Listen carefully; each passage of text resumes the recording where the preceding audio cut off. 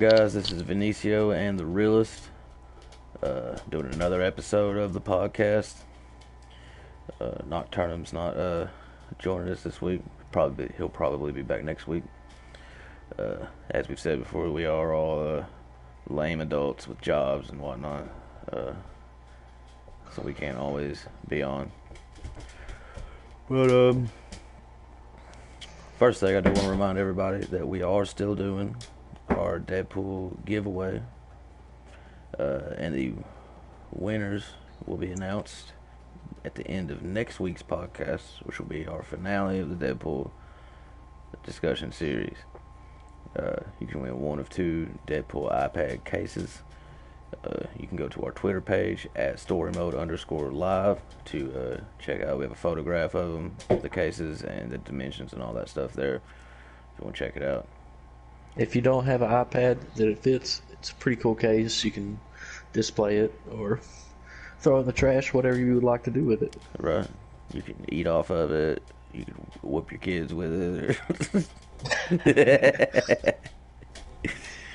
Or your dog, whatever works for you. Or, you can throw it like a frisbee, or you could level a wobbly table with it. It's very versatile. But what you're going to do is subscribe to our YouTube channel, Story Mode Live Gaming. Follow us on our Twitter page. Once again, that's at storymode_live. And throw a comment out. And everyone does that will be entered. We've had a few people do it already. So you're definitely going to want to get in on that. Get yourself a free prize. It's really cool. And especially if you like Deadpool and have an iPad. But today we're going to be doing part 3 of our Deadpool discussion, and we're also going to be playing and discussing a little bit of Call of Duty Warzone. And we've been playing a lot of this recently. I like it. I think it's pretty fun. I definitely like it. So you I'm want to go ahead? ready to get a few more wins, but yes, for sure. You want to go ahead and get a match going? yeah, let's do it. All right, gets queued up. We'll test this new custom class out. So a little bit about myself. Personally, I've been playing Call of Duty for a long time. I used to play the single-player games on the retro systems. Big Red 1, Finest Hour, Call of Duty 3. I played all those. And I really liked them all. I played a lot of the newer ones too. Been playing Nazi Zombies for years. I've never been a huge fan of the Call of Duty multiplayer. It's just the type of games I like are slightly different. I'm more of a fan of the Battlefield multiplayer, or if anyone remembers MAG from PS3, Titanfall, those types of things. I know the Realist here is he's pretty much the Call of Duty authority of our group. I haven't missed out on pretty much any Call of Duty, so they get my money every year. Right. It's almost become like a Madden-sized cash cow. Right. They put a new one out every year. It's crazy. Madden gets my money as well. Right. Bastards. But yeah, I do like the multiplayer. I probably played this one pretty heavily for when it first came out for at least a month or a month and a half. It's usually what I do with any new game I get. I'm also not a huge fan of Battle Royale games in general. Not for any particular reason. I like the concept of it. It's just I feel like the ones I've tried just didn't really do it for me. But I really like this game.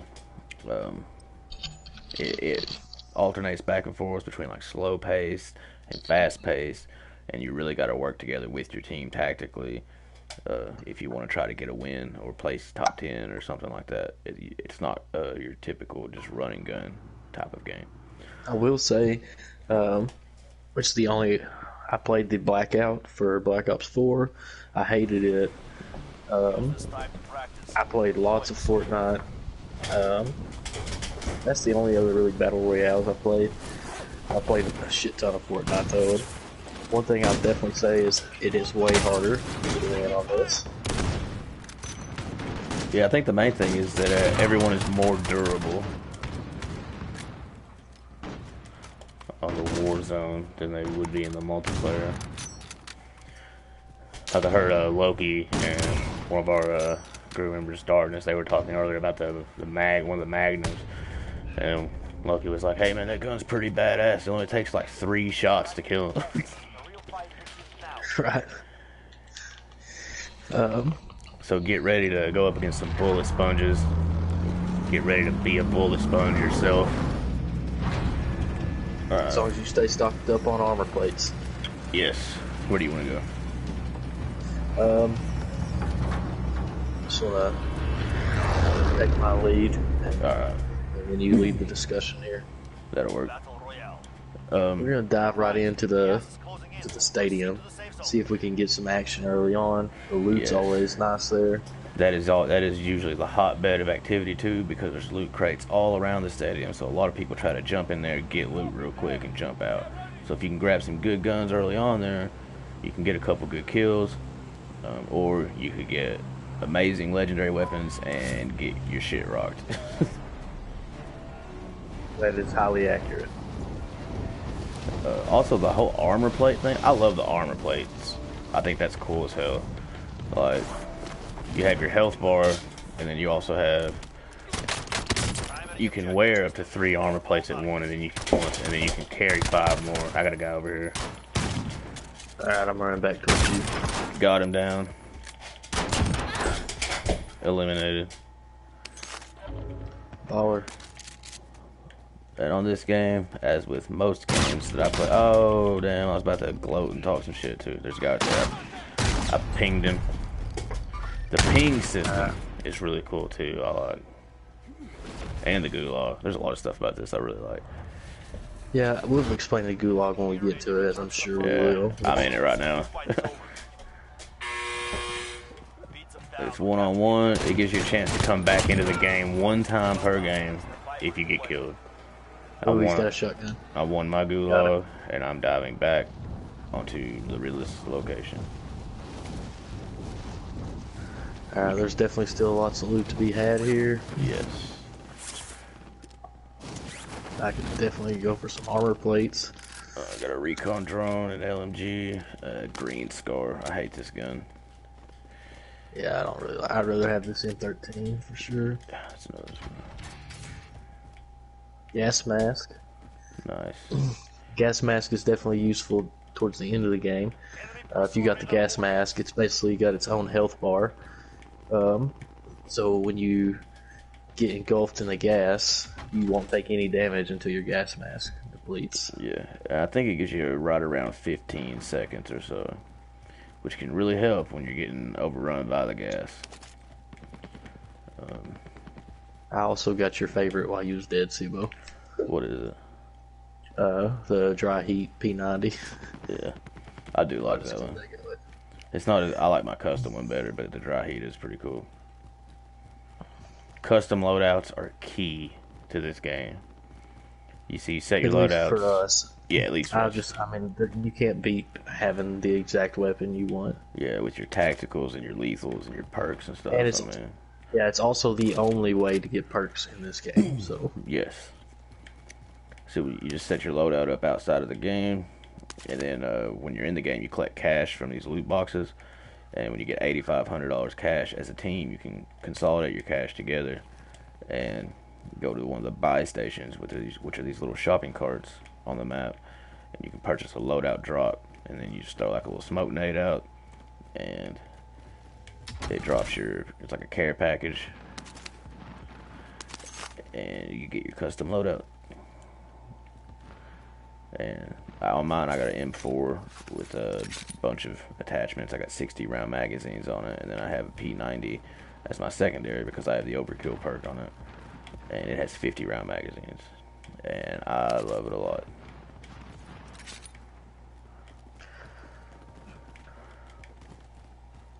Alright, be on guard for some action here. Yes. If there was anybody else circling this, we're bound to meet up with them, man. Absolutely.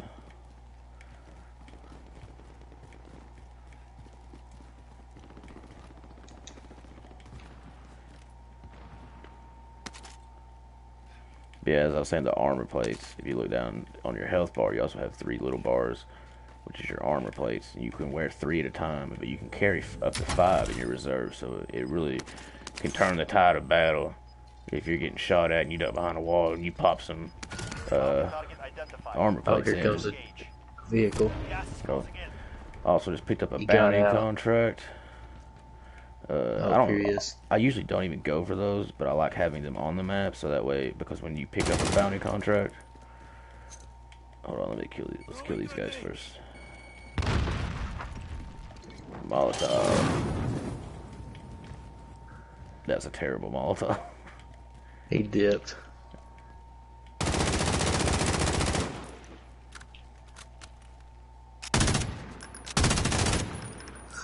I got hit markers on. Fuck your Jeep. Alright, so I guess let's go ahead and figure out where we're going. Yeah. We can work our way downtown, I guess. Let's do it. I like downtown. Yeah, it's faster for us to circle around this way. Yeah, as I was saying, when you pick up a bounty contract, it picks the squad that's playing and highlights them on the map, and whoever kills them gets the bounty. And a lot of times I'll pick them up and don't even go for them, but I like having them on there because that's another squad that's being shown on the map that's not myself. So hopefully it's a little bit of a deterrent. And I got the Eagle's Talon, blue level assault rifle. Oh, this is What'd you drop? the M13 green. There's somebody parachuting in over there. There, I'm going. Going this way. We're coming up on that bounty too. Yep, I guess we might as well just try to be hard asses and take it. let's do it. We also have enough for our loadout drop.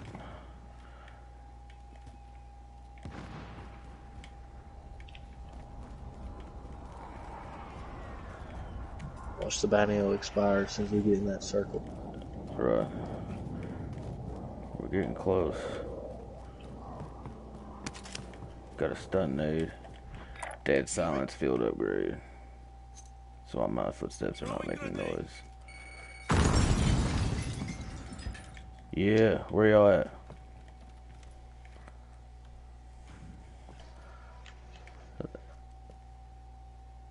They're in that house.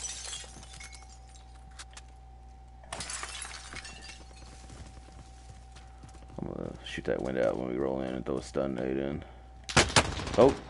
Never mind, they see us. Down me, down me. If you can crawl over here, I might be able to get you up. Up. I hear footsteps. Yeah, he's Get up. down me again. Got him down.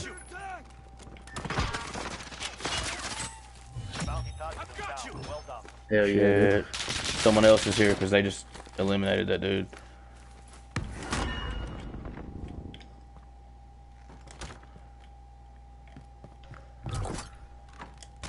I should have had some armor plates. I got one.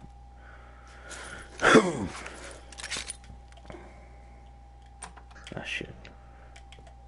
I thought somebody else opened that. Oh, over there. There, I'm going.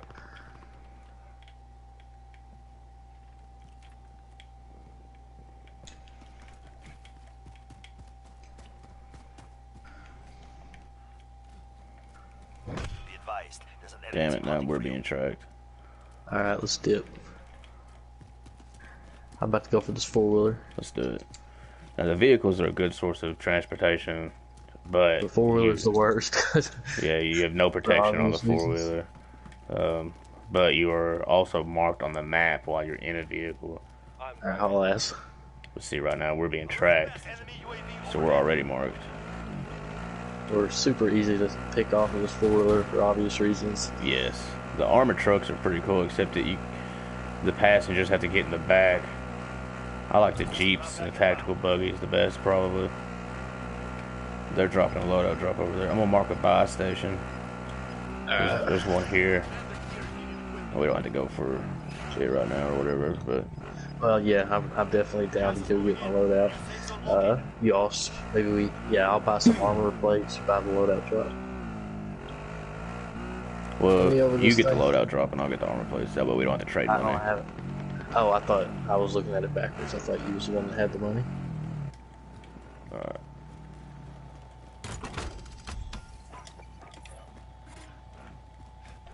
Can you drop me some armor plates? Yes. Damn it, I dropped them all. Enemy UAV overhead. Alright, let's armor up in this hallway here. There's the UAV.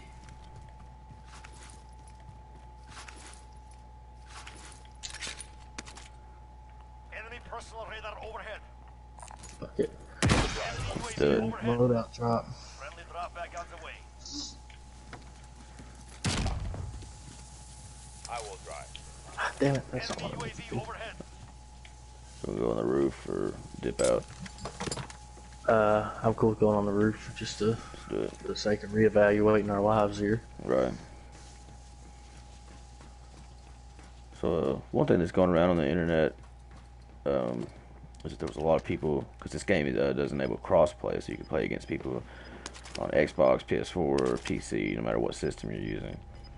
And from what I understand, which don't quote me on this information because I'm by no means an expert or any type of authority on the matter. It's just going off what I heard. But a lot of the people on the PC accounts got banned for hacking, and that there was like a really good Got any enemies over here? percentage of a chance that you ran into some of these people if you've been playing. Oh, I see one. Blew his armor off. He's invisible to my thermal. Oh, rocket! They shot a rocket. Took me down. Alright, back up towards me. I'll get it. Lost the enemy tracker.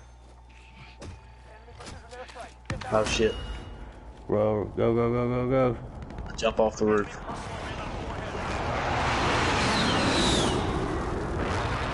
Hell yeah. Dude. Here's a helicopter. Let's get it.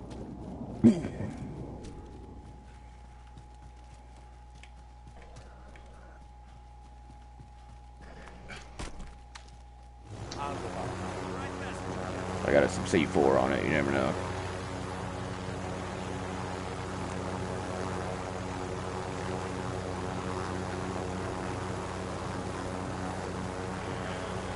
But yeah, that can be a bit discouraging, finding out that, you know, a lot of people are doing like hacking things. Which, I mean, that happens in games. I'm not super salty about it. It's happened in a lot of shooter games that I've played.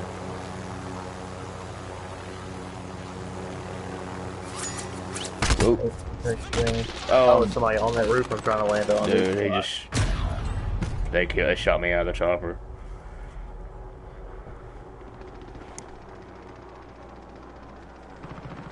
Shit.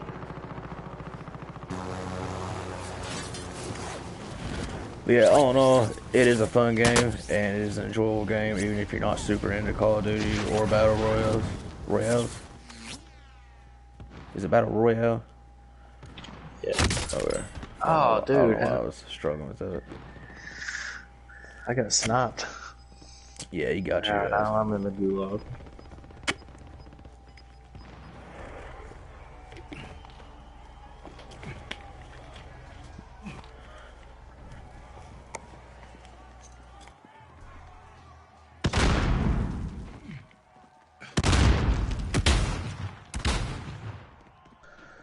Do you know you can do this against bots? No, I didn't know that. Yeah, it's one of the practice modes. It's like Battle Royale with bots. Dude, I always lose with this gun.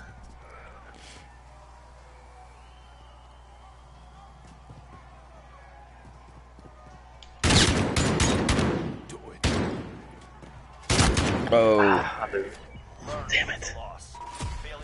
26th place.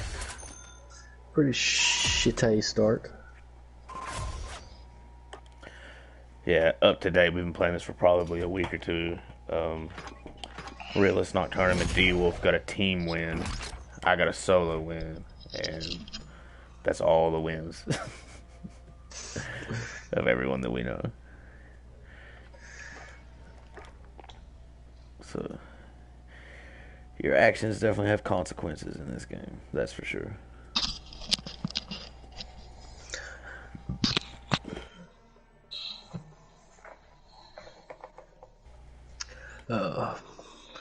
It is double XP. Nice. What And rank are also, you now? 105. I'm up to 92. COVID. One thing I noticed for sure is that, like, I was probably rank 70 or 80 something when I started playing this, and none of the guys that are playing Warzone, like, I was like 70 or 80 something from multiplayer when I started playing Warzone. So, none of the other guys that are playing with us now had even played multiplayer before. They just jumped straight into Warzone, and they are catching up to me. Like Super quick. Sibo Benicio is 91, and I'm 105, and Right. I have a shit ton of multiplayer experience. So obviously, you level up pretty quick on this. Yes, I had never played it. I don't even have the game. I just downloaded the free thing for this. Yeah, it's also free. But you'd better have some storage. Yes, definitely. It is a beast of a file. It's like 100 gigs. Which I'm pretty sure we've already discussed this in other videos, but if you got a PS4 and you got $60 or so to spare, get you an external storage. It's so worth it. Yeah, it's definitely worth the money. Also, like this little pre-match setup where you just jump in and kill people. It doesn't really matter. Doesn't account toward the game, but you get to keep any experience you get from getting kills.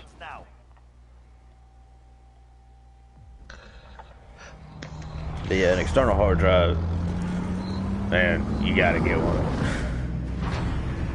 You gotta have one. It's just the way it is. Especially if you want to take advantage of all the free games that PSN gives you every month. I think that went well. Let's just do it again. Yeah, I'm down. As far as the landing, anyway. Oh, the circle's tiny. All right, soldier. Mark a drop point for your team.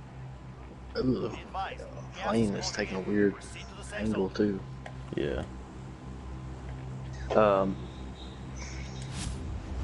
But yeah, so before I had my external hard drive, I had like 5 games on my PlayStation at any given time. Yeah, Tops. same. And now I bought a 2 terabyte hard drive, and now I have like 40 games, including this 100 gigabyte monster.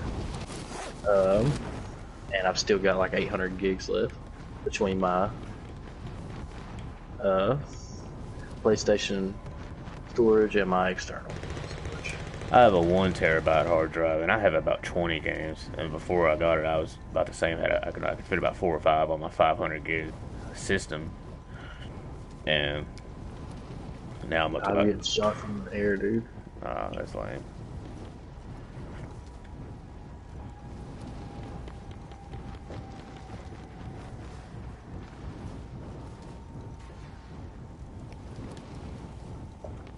Yeah, we're gonna have some company over here for sure. Absolutely. Oh, somebody's landing right there. 2 people right in front of me.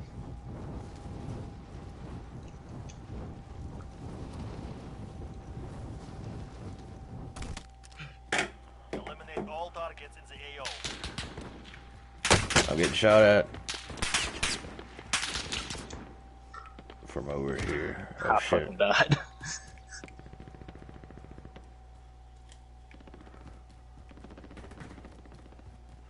Really, teabag? What is this? Halo 3? Mark a Right. drop point for your team.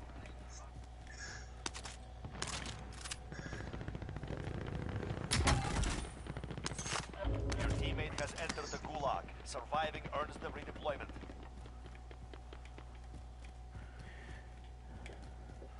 I'm all alone. I'm in the worst spot on the map for my playstyle.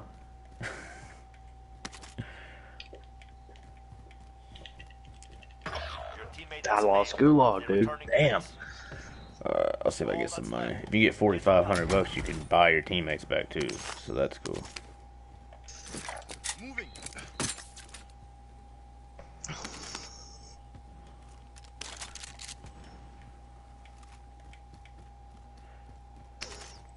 Yeah, circling that way, you're gonna run into the guys that killed me. Oh yeah. Yeah, they were pushing the other way.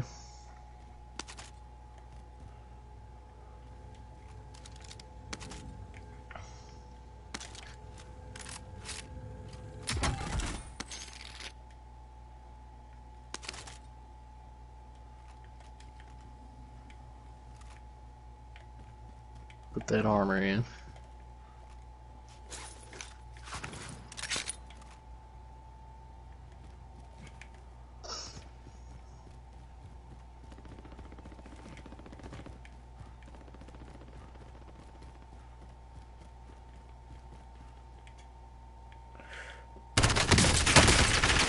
Oh, what? Come on, man. I felt like I was lighting him up. Welcome to the Gulag. Right. If you survive, you earn your freedom. They are ready to fight. Daunting your enemy is an effective way to get inside their heads. So is a well-placed rock. The fight is ready. Get ready to fight. You're next.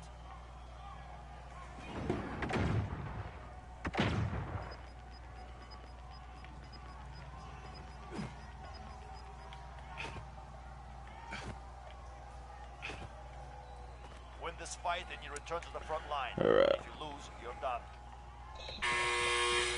Beat them down or capture the objective. Wow, I missed like hell. I think he pushed inside. Nope.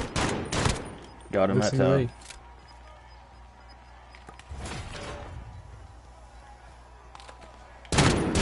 Oh my god. Bitch.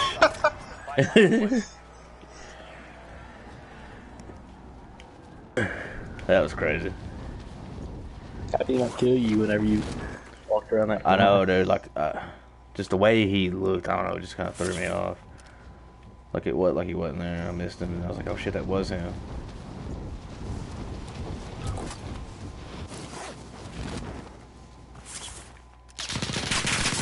Damn it.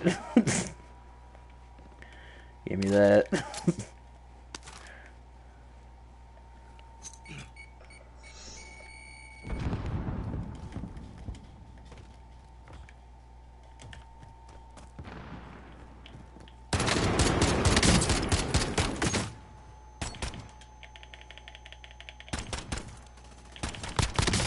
Bitch.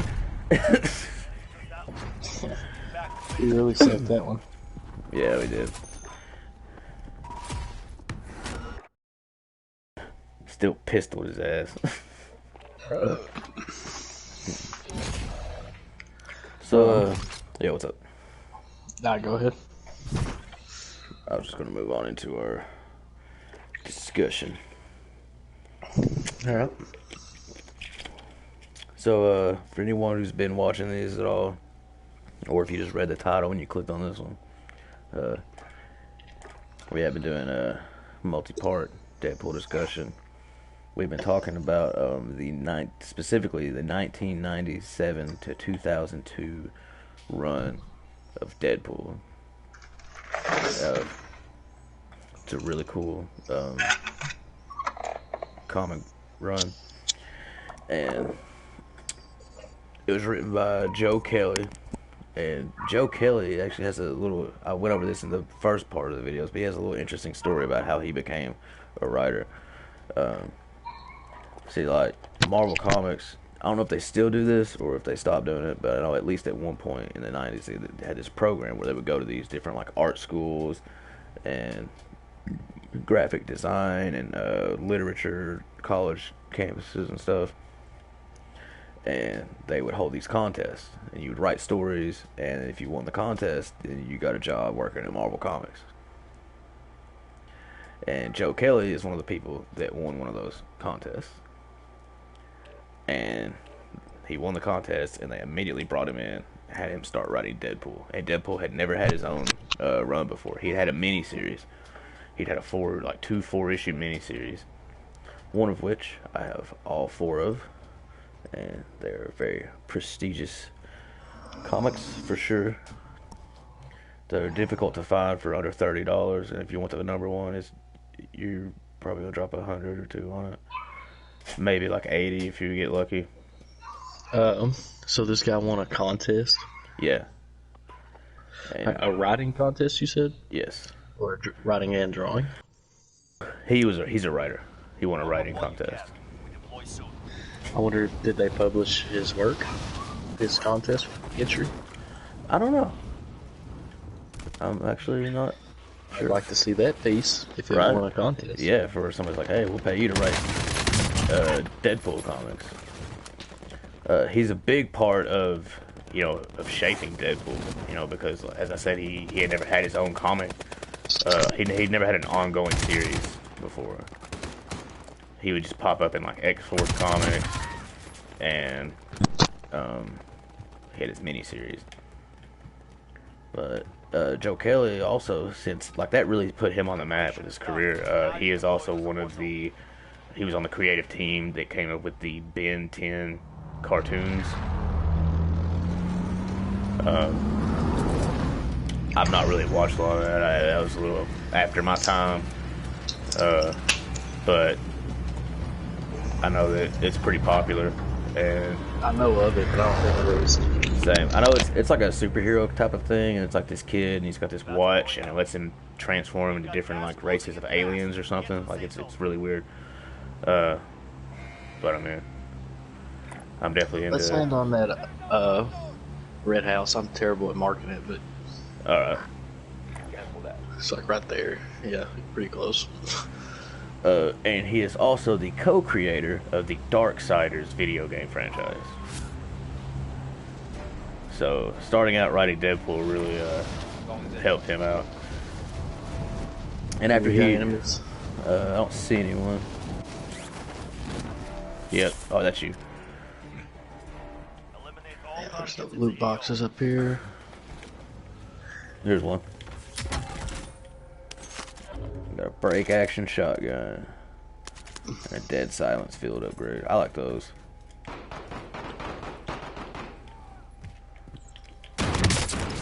Got one down. Catching some heat down here. Yeah, that's the guy I was just fighting.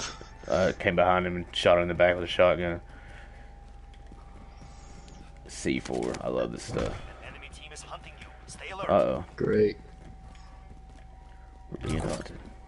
Fuck these stairwells. Oh, this one's not wide enough for me to drop down like the other ones. Right.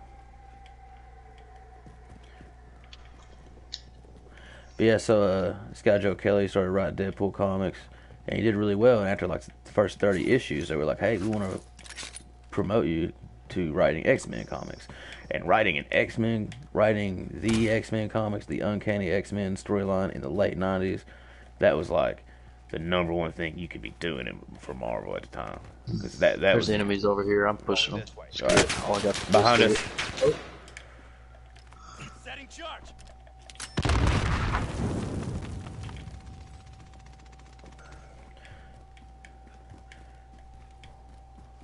You got eyes? I don't.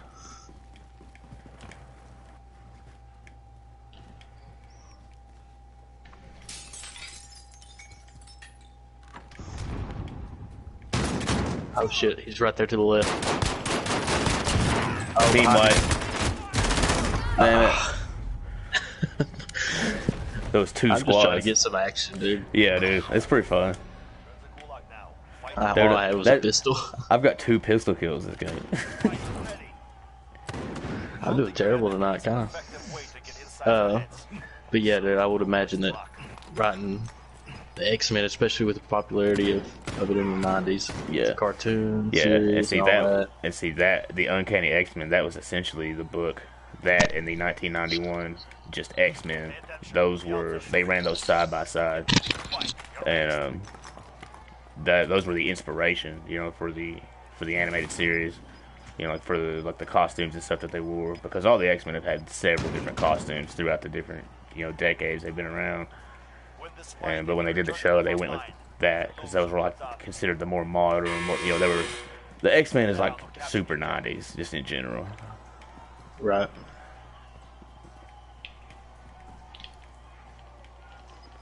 Dude, I could do it terrible in the gulag tonight. Oh, got him once. Got him. Biatch. Alright, going back in. So when he started writing the X-Men comics, there was a huge creative difference between him and the editor-in-chief of X-Men at the time. And Dude, I just landed without parachuting. right, Can you land here? Revive me. yeah. Always pack your parachute, kids.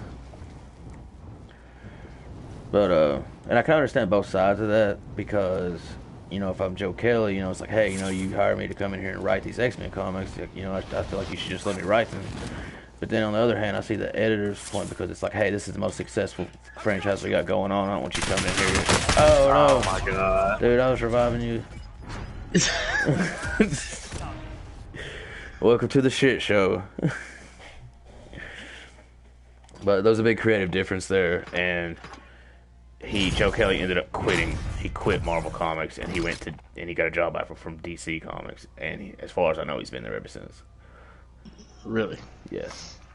And you get a lot of different people in the creative teams, like artists and writers and stuff, that kind of bounce back and forth between Marvel and DC because starting out, they usually work on contractual agreements. And then if you're really good, they'll bring you on for a full-time staff job.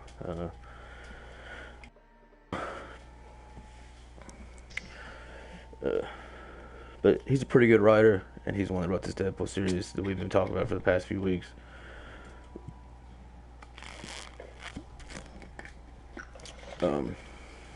So you've seen the movies, right? Real? Yes. So what'd you think of the movies? I like the fuck out of them. I do too, really. They're great. They're definitely... Well, I almost would say they're my favorite hero movies at all, but it's hard to put anything above the Infinity War movies. Yeah, like just the MCU. Like that whole franchise, or just like specifically the Infinity War? Specifically the Infinity War movies. Like the Infinity War and Endgame. Yeah. Like, I definitely like Deadpool better than a shit ton of the standalone Marvel movies. Like, Right. I like it better than Captain America. I like it better than Thor. I like it better than... I like it better than a lot of the stuff. Right. But the Avengers, Infinity War, and Endgame were my two favorite. And then Deadpool's definitely right after that. Right on. I definitely like all those movies for sure. Personally, I love all the Marvel movies, just because, you know, when I was growing up, like, you know, you would read these comics and play these little like Sega games, and your buddies would talk about it and be like, dude, could you imagine if they did a movie of this? That would be crazy. And for like years and years and years, like that entire community was like, give us a movie. Right. And it's not really so much that people wouldn't do it, but that was part of it. But part of it too was that you couldn't do it.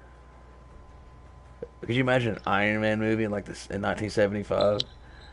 Like, Dude, like there's movies that I like that it's hard to watch just from like the late 80s, early 90s. for sure. Like the Nightmare on Elm Street movies, Yeah, for it is. example. They're You really go back and watch cringy. those.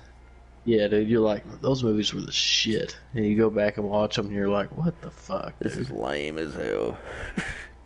I mean, movies have just came, they just came so far. It's a big thing, but like culturally too. Like culture's changed a lot. You know, like, I feel like in the '90s, no matter what the movie was about, there was always an element of like surfer dude in it. Right. Like everything was just, oh man, like no matter what was going on, like no matter what the movie was about, like a spy thriller, a political intrigue movie, a comedy, some type of like Arnold Schwarzenegger action or something. Like there's always just that element of just that '90s skater grunge. This is totally off topic. That's true. Speaking of Schwarzenegger, have you seen the new Predator game that's coming out? No. Dude, I mean, I don't know. I'm sure there's a lot of people that think it sounds stupid. I think it's kind of the same premise as like that Friday the 13th game, Yeah. maybe. So basically, I've you heard a can lot of be. good things about that game. So basically, you can be Predator, or you can be one of, I think, 3 or 4 players that are the Predators hunting. It's just like an online game, kind of like this is. You know, Right. you drop in, you're either Predator or you're people being hunted by Predator. Right. Now, I have an Alien versus Predator game on PS3, which is really cool. And there's 3 different storylines, and there's one for each. There's one for aliens, there's one for Predator, and there's one for humans. And it's crazy, man. Like, and it was probably the first game, like shooting game that I played, where like you had to look on like the walls and stuff too, like because those aliens would just like skitter up the walls and stuff, and you're trying to shoot them. It's nuts. They're definitely a threat. But it definitely looks pretty cool, I feel like, just from what I've seen. That's what's up. But anyway, so yeah, if there was an Iron Man movie in 1975, It would be terrible. yeah. It would be terrible. Who would play him? I mean, there are movies from that time period, you know, that are terrible. Yeah, dude. And like, I'm pretty sure there was a Captain America from that time that, if you look oh at man, this, dude, you gotta look that up because there is a Captain I've America. seen it. I didn't know if it was a show or a movie, but I knew there was something. I think it was a TV movie or something, and it was Yeah. just, it was like he's just on that motorcycle and he's got the blue helmet, Yeah, dude. and like the Lou Ferrigno's Incredible Hulk show. You know, I mean, like it was super popular. It ran on for like probably like 10 or 12 seasons or something. Like it was on forever, dude. It was a super popular show. And a few years ago, I went back and like tried to watch it, you know, on Netflix, and I made it a few seasons in. But after a while, I was like, dude, this is just lame.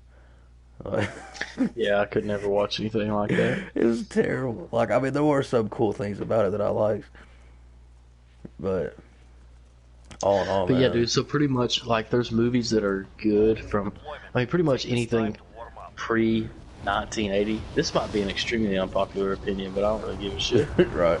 Anything pre-1985, really, probably, is straight garbage, and I don't have any interest in watching it. I don't care Right. what genre, I don't care, like, but anything that don't require a bunch of special effects from then on is capable of being good. Yes, like Pulp Fiction, Forrest Gump, those types of movies. Yeah. You know, because it's just Right. actors, you know, in different settings. Yeah, like a suspense movie or drama or whatever could be okay, but a horror movie or a, you know, like imagine if Fast and Furious was in 1980, Oh my god, dude. which they're already ridiculous enough anyway, but Yeah. Dude, have you done the thing where you go back to the first Fast and Furious movie and you look at what they were stealing? yeah. Dude, for anyone who's not aware of Go that, to TV station. if you go back to the original the Fast and the Furious or whatever, however it was phrased, the first ever one, it's a good movie. I love it, but you know they're like on these super high stakes truck hijacking jobs where they're stealing like these top of the line electronics. And then, like, if you go back now and look at what they're stealing, it's those old DVD, VCR, or it's the TV with the VCR port in it. Getting shot at down there. Yeah, enemies here. All the way down. Yep. Damn man, he took Oh, me I got out. him. Get him. Oh, I didn't get him at all. I thought there was just one. There was two. I only saw the one. There was two. But yeah, dude, like it's those little port, like almost not even portable, just really small TVs with the VCR ports in them. Like that's so dumb. Like, dude, if you paid $1 for that in like a storage building now, I mean, you'd be like, yeah, it's worth some money, I guess. But like nobody's gonna want these. Like, Right. I could sell them for like $5 a piece, I guess. But you're definitely not going to load up all these custom cars and go like flying down the interstate. Dude, he Getting- one-shotted me. Dude, Dude, we're doing terrible. we are. This is the worst we've ever done. Right. My KD is suffering. But yeah, dude, we got so off topic. Oh, that's fine. I mean, that's kind of just what this is about. It's just it's just doing a casual conversation. You know, we're not really like bound by anything. But yeah, so Iron Man, did they have the whole MCU planned out that early, or did they kind of think we could really turn this into something after they'd already made a movie or two? Or Okay, so here's what happened. This is actually an interesting story. If you look at like the late 90s, like 1999, give or take, Marvel was on the brink of bankruptcy because there was a period of years between like 1998 and like 2005, really more like 2010, where no one was reading comics. Even people that were into comics, no one was buying it. There was a recession. It was it was considered to be an outdated medium.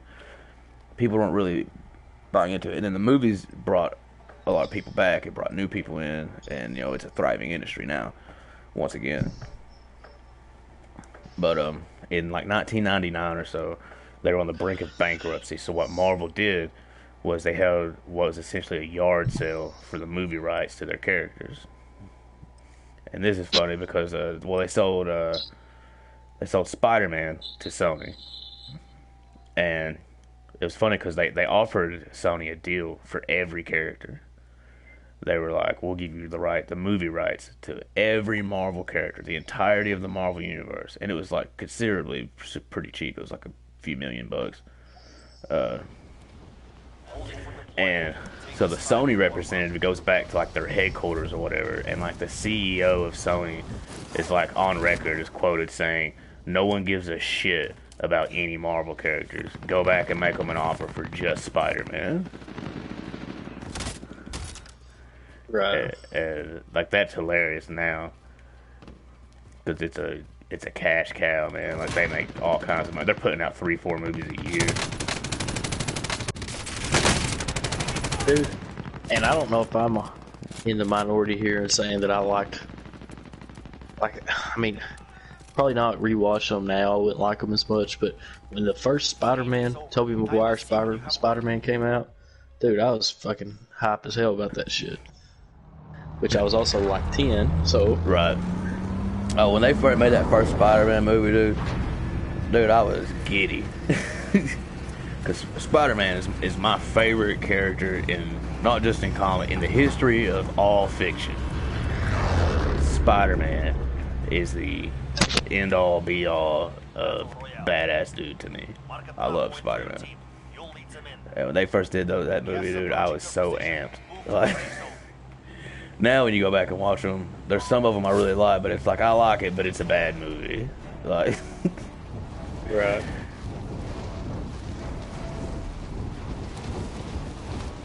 And I was never a big fan of Tobey Maguire, honestly. We have a whole big discussion on the different Spider-Man franchises in the first part of this Deadpool discussion series. I won't go through all of it again. I'll spare you, but basically, I have the unpopular opinion that I prefer Andrew Garfield. I think he was a great Spider-Man. I wish he was. I dropped my gun up there. In a sense, I wish he was. Oh, was this one? What was it? Short stuff. I don't know. I still have his short stuff. I don't know what I did. Never mind. But I definitely think he did a good job. I think that Sony didn't do a great job presenting the rest of the stuff with the movie, like the villains and stuff. I think they did a bad job on that, but I think that he himself was an awesome Spider-Man, or an amazing Spider-Man, if you will.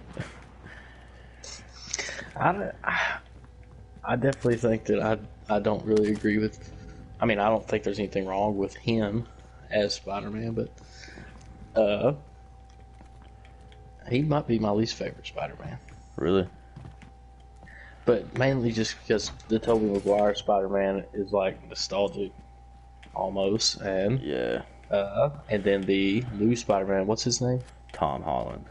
Tom Holland. Yeah, Tom Holland. I like. He's probably my favorite one for sure. I like Tom Holland. I think he is a great Spider-Man too. The only thing that I really have against the Tom Holland Spider-Man isn't even really his fault. But I don't like the fact that they decided to make him a teenager again. I mean, I think we've seen enough of that. I think I hear one too. I think we've all seen enough of teenage Spidey. And, I mean, what are they going to do in the next movie? Shoot Uncle Ben again? I mean... Right. There's a... like, these videos on the internet where they have, like, film execs, like... It's like a parody thing, but it's supposed to be, like, film executives meeting with each other and discussing, like, this is much more to happen when they made this decision in these movies. And, it was when they had that big dispute between Disney and Sony. And, Yeah. And then the Sony executives were like, all right, we got Spider-Man back. He's super popular. He just made $1 billion. What are we going to do? And the guy's like, all right, here's what we're going to do. We're going to bring in the Green Goblin. And then we're going to bring out this old dude, have him play Uncle Ben, and we're going to gun that bitch down in the street. And he's like, I feel like people have already seen that a bunch. He's like, nah, man, people love seeing that old dude get shot. It's great. I guess let's work towards the stadium. See what's cracking. There's a big dead cow. Right. But yeah. Also, the other thing that I don't like about the MCU Spider-Man is that all of the scientific stuff comes from Tony Stark, and I don't like that. I don't want my Spider-Man to be an Iron Man Jr. Like, part of what makes Peter Parker a great Spider-Man is that he is a scientist, and he has a brilliant scientific mind, and you can have this. And he creates all these gadgets and stuff, and his webs and everything, and in the MCU, he doesn't do any of those things. Which, that being said, I've not seen Far From Home yet, so if they change that in Far From Home, I've not seen it. So I'll give them the benefit of the doubt and say that they do. But, you know, if you take away the fact that he's a scientist and the fact that he can build this tech and everything, you just got a little kid that shoots webs. Right. And that's just, I don't like it. Yeah, that's one thing. I mean, yeah, he's a teenager, so I guess he hasn't had a chance to accomplish anything. But like at least with Tobey Maguire Spider-Man, you knew he was a smart kid. They haven't even given that indication on. They really haven't. They haven't said anything about the fact that, you know, like, the whole reason that he got bit by a spider in the first place is because he was, you know, studying like particle physics. Yeah. And he was at like this particle accelerator thing, and a spider got irradiated by it, and it bit him. Yeah, you got a pretty good, solid point there. They're taking away from the character, kind of. Right. And I mean, like, him and Iron Man are supposed to work together on things and use their minds. Like, they're both geniuses, you know. They're supposed to use their minds to come up with solutions to these problems that they can't figure out on their own. Like, they're not supposed to have Iron Man just do everything and then give him all this shit. And then he's just like, oh, I miss Iron Man. Oh, he's so cool. All right, hands off. All right, passenger. Yeah, dude, and everybody loved that Spider-Man dying scene from Infinity War. I thought it was stupid. Did you? Here's my thing. Nobody else fucking was acting like... Everybody else just, like, faded away instantly, and he's, like, got this big extended... Right. Well, there's a reason. It's because... well, it's kind of two things. Number one, because he has a spider sense, he was aware of it before it happened. So he had an increased awareness of what was happening to him. It wasn't just boo. It was like, oh my god, there's an intense danger happening to me right now, and I don't know what it is. So he was like, it instilled like he was super scared because he didn't know what was going to happen. And then also because Peter Parker, like, he's not like on a Wolverine level or anything, but Spider-Man heals very quickly. And you need to put some armor in if you got any. Yeah, and so it took longer for him to dust, and therefore made it more painful as well. I guess that makes sense. Because Spider-Man's You got enough to load up top. Spider-Man's extremely powerful. He is on record as being able to bench 10,000 pounds. Going this way. Got the drop bag inbound. Alright, we're pretty well in the center of the circle. We can head somewhere like this, maybe. Right. Let's do it. Alright, we got our shit. Alright, let's not fucking lose immediately. Alright.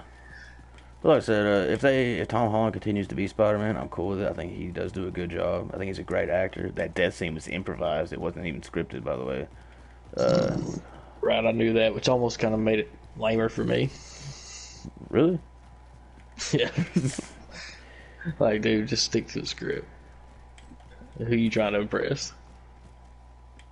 I don't know, right? I mean, I see what you mean. But I liked it. It was.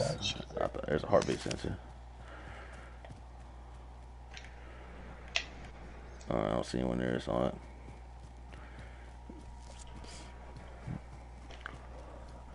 But well, you was talking about Captain America earlier. Definitely an unpopular opinion. I do not like Captain America at all. I mean, he's okay, but he's definitely not. He's a bitch. He's not even in my top 5 favorite Marvel I don't like players. him. And I will say that Chris Evans is probably my favorite Captain America portrayal. I think that he's less of a douche, less of a preachy douche than, all of the comics and stuff. But I hate that character. I'm stuck. Can you go backwards? Alright, I'm good. But I hate that character, man. Like, his whole premise as a character is like, I'm right and you're wrong no matter what because I'm Captain America. Dude, let's go in this blue building right here. Let's do it.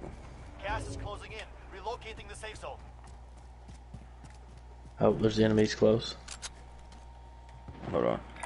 Moving. A heartbeat sensor. I see someone to the left.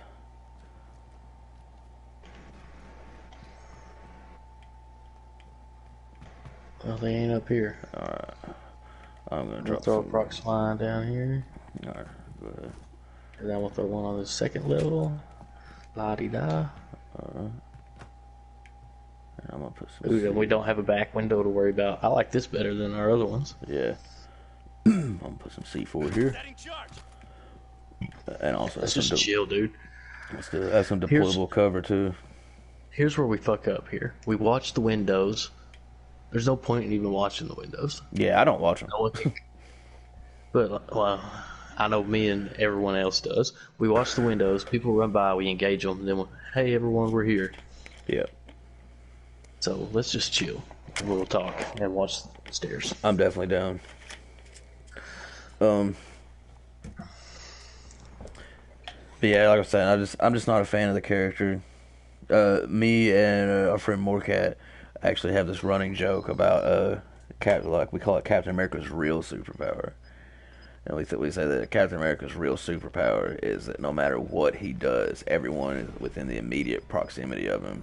It's just like under this spell where they have to be like, God, this guy's so badass. Like no matter what he's doing or what he's saying, like everyone just arbitrarily agrees with him. And you see it a lot in the comics too, man. Like every time someone's around Captain America, it's like, will you quit riding his dick? Somebody shot a rocket. Ooh, I'm getting shot from across the... I don't see how this. It's alright, they still have to come in. Oh, are you good? You need armor? You need armor? With rockets. Oh, I got some. Alright. He can only have so many. Right. Nades. They're throwing Simtex now.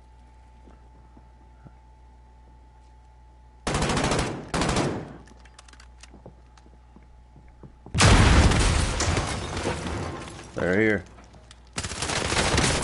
Got one down. Oh, Dude, what? He had to get on the roof. Right. Come on, man. I want to kill Cam. Right? Gulag. Survive and you can be deployed. Damn, I had that guy down too. I haven't got a kill in like 3 games. But if you lose, you're Doing done. terrible. I kind of gotta be focused for this shit though. Right.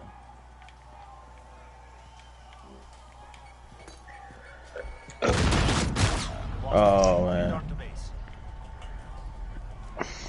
Did you lose? Yeah. Oh hell, I got the 725 shotgun. Your team can still buy your release. Alright, I'm back in.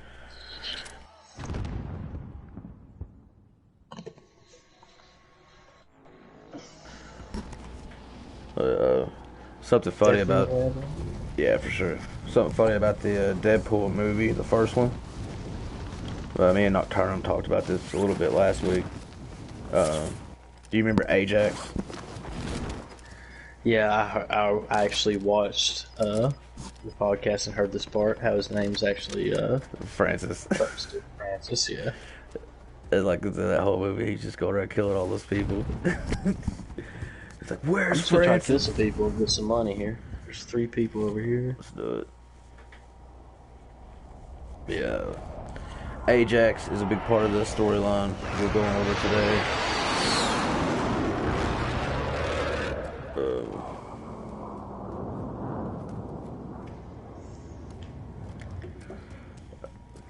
Something worth noting in the Marvel Universe.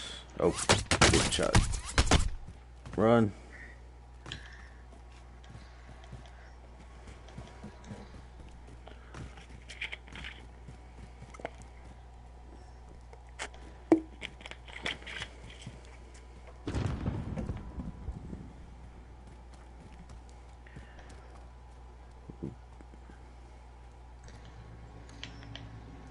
Oh, that's cool.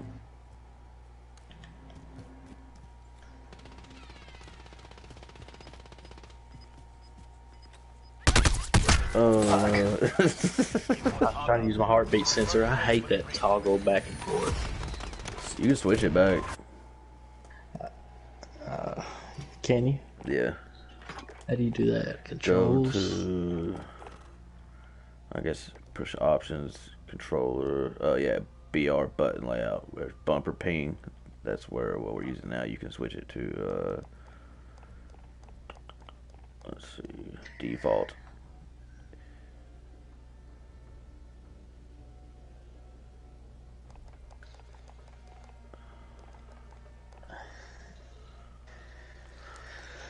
Okay.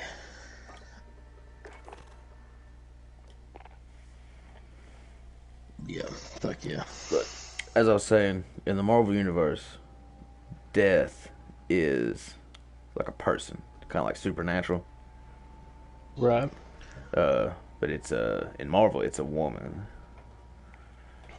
and She's basically just like this skeleton in a purple robe.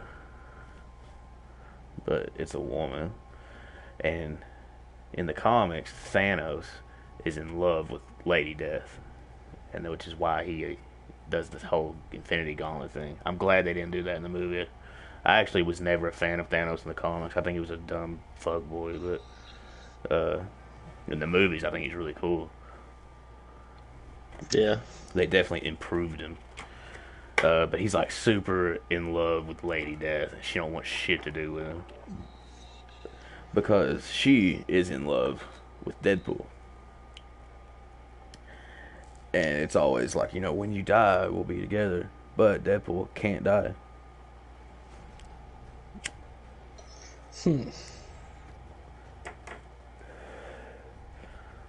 Dude, speaking of Supernatural, so Yeah. you know I have the seasons 1 through 9 on eBay.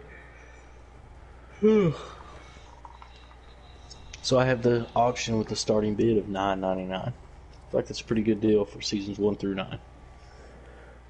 Oh, yeah, for sure. But that's just the starting bid. It's got like 6 watchers on it. Well, this guy just sent me an offer for $6. And usually whenever somebody sends me an offer, I'll respond and say, thank you for your interest. So unfortunately, I can't accept that offer or whatever, you know. Right. This guy, I just said, really? And declined it. And then he sent me an offer for $8.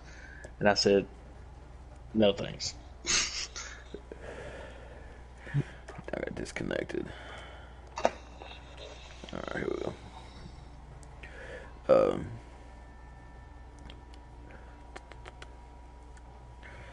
So I guess I don't really have a lot to say about the whole Lady Death thing other than that. As far as noting though, she is like crazy about Deadpool. And it's like super ironic because he can't die. And like they have a deal. They have like a deal that he's like, if I ever do die, like I'm all yours. Really? Yeah. And cause like when he's close to death, they can communicate with each other. And there was a period like when he was in the Weapon X labs when they were experimenting on him. He spent a lot of time like very close to death, and at the time he didn't know he couldn't die, and like wanted to die because he was so miserable, and was like, as soon as they kill me, we'll be together forever. And but then his mutation flourished and his healing factor, and he can't die. So kind of put the brakes on that one.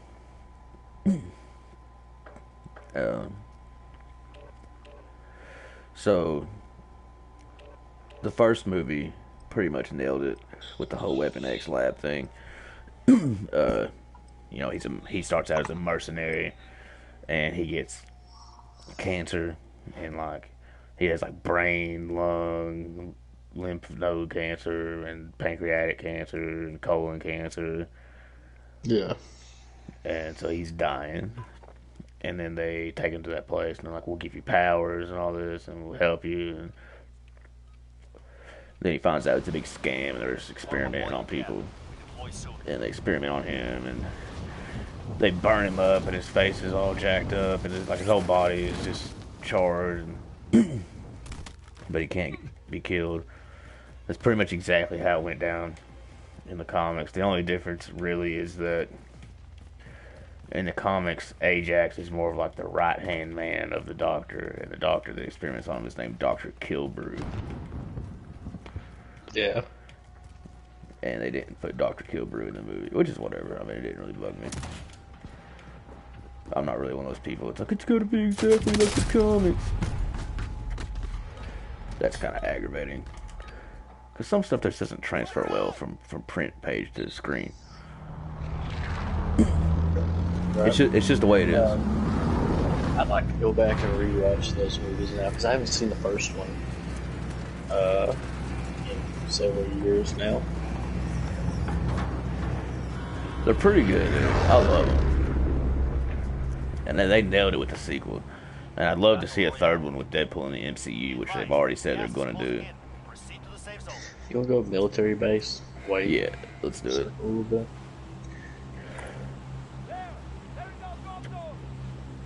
So, in the comics and in the movies, Deadpool pretty much leads like a revolt, and a bunch of them escape. Yeah. And then he becomes Deadpool, And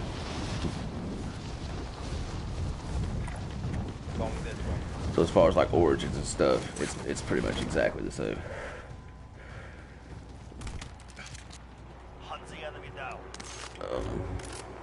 Helicopter's taking off. He's trying to chop people up.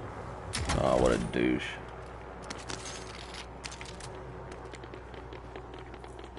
An enemy team is hunting you. Stay alert. Great. Yeah, for sure.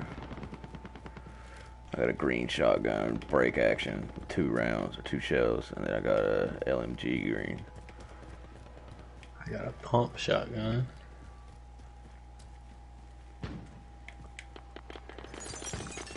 Oh, shit here. Well, I feel like we're gonna die. Fuck it.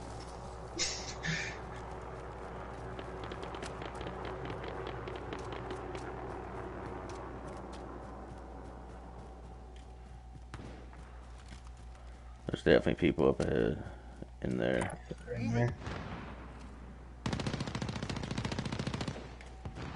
Wish I at least had a grenade or something. Right. There's a Molotov. Deployable cover. I'll take that shotgun.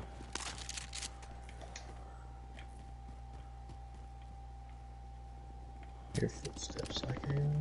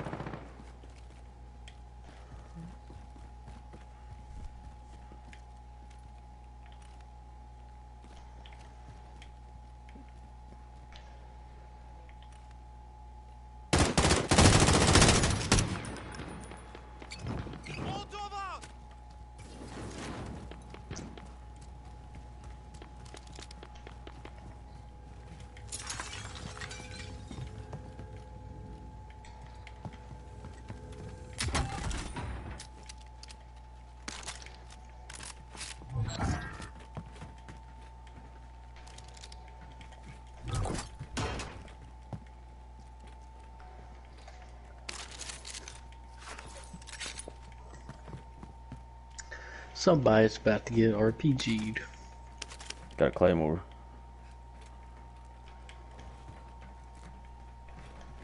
Setting Claymore.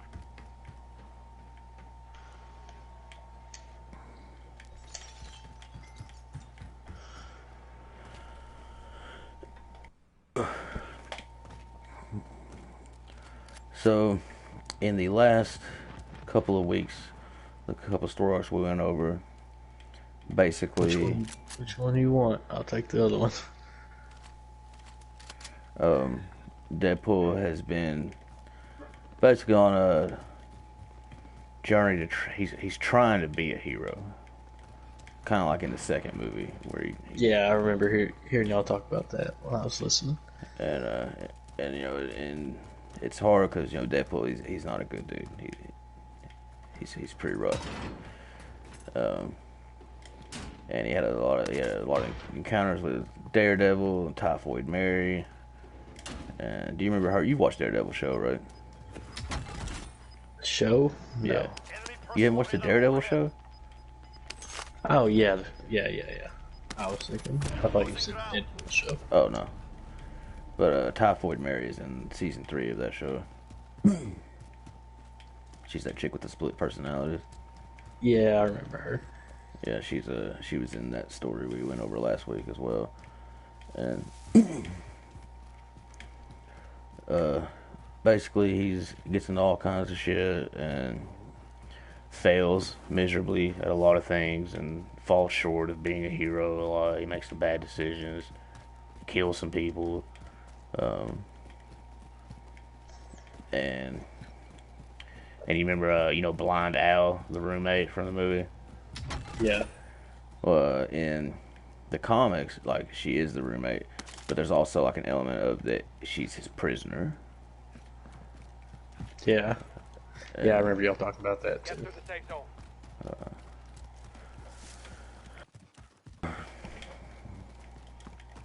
So at the end of the last story, they had this huge falling out, and Deadpool decided he was going to make things right with Al, and he was going to set her free. And right when they were like having that conversation, his teleporter gets hijacked, and he gets teleported away. His teleporter gets hijacked. Yes, in the comics, Deadpool wears a teleporter belt, Enemy personal radar overhead. which allows him to teleport anywhere on the planet, like instantly.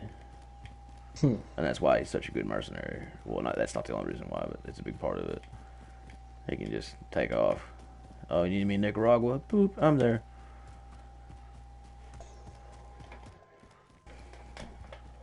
Yeah, that would definitely help. Right.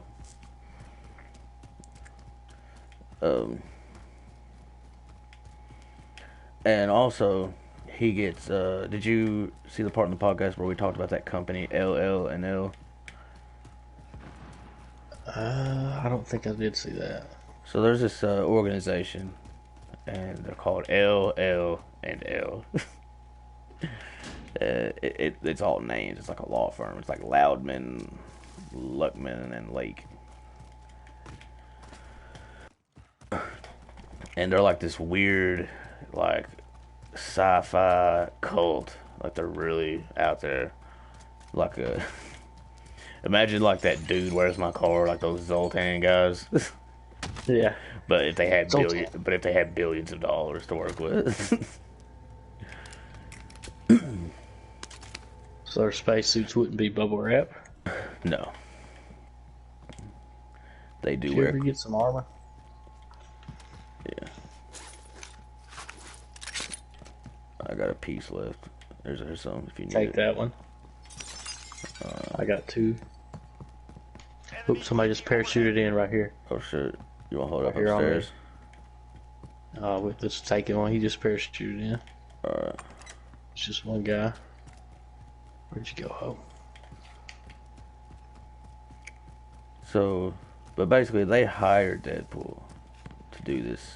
They're like, you know, if you come with us, you know, work for us, you could be a hero. We'll send you on jobs, you know, that, you know, are heroic instead of being a mercenary. Enemy UAV And, overhead. and we'll pay you. And he agrees. And, Behind us, yep. truck's coming. Setting charge. Enemy personal radar overhead. We got one down. He got me. I've got you. Oh shit, oh shit, oh shit. He's gonna get us. Damn it. I tried. You revived me. But it's too late because he's about to run us over again. I killed the guy in the back. Dude, that's so lame. They gotta do something about that. Right. The vehicles. Yeah. I mean, it would be different if it wasn't so hard to kill them while they're in it. Right. Like, I understand when you run over somebody with a car, it kills them. Right. But you should be able to shoot them through the windshield and shit, too. Yeah, like, much easier. Like, you have to be precise as hell. But a fucking just Got him. huge amount of bullets shoot through the windshield is gonna kill anybody driving. Yeah, dude. I shouldn't have to use a sniper and hit them right in the face. Yeah, for real. Dude, I was blasting that windshield with an LMG. A blue LMG. Yeah, dude, I was blasting it with my assault rifle. I'm going for this loadout drop, even though it's super far away from where I'm at. I'm still waiting to fight. Oh, here you go. I'll wait till you finish that. I fucking lost. Oh. Alright. I'm So, doing terrible. yeah, we're not doing good today at all. Victory rests on your shoulders. But, Finish the mission. so this organization, they have, this guy that works there. His name's Monty. And Monty, can see the future. That's like his thing. But he's all fucked up too. Like he don't have any skin. Fuck. I Yeah. have no skin. Yeah. None. That's the thing that sucks about being a mutant, man. It's like you never know what's gonna happen. Like you can be like immortal, but you know you don't have hands. Like, damn, I'm not gonna be able to make it to that loadout drop. I'm gonna turn around.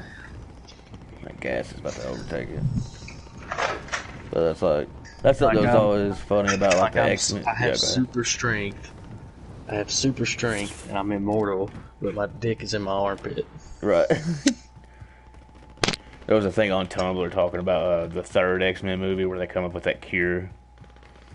Yeah. And Rogue, who is a mutant who pretty much kills anyone she touches, is like, there's a cure? And then Storm, who is, you know, like a goddess and can control the elements and fly and shoot lightning and summon hurricanes and tornadoes, is like, there's nothing to cure. There's nothing wrong with us. And it's like, well, that's easy for you to say.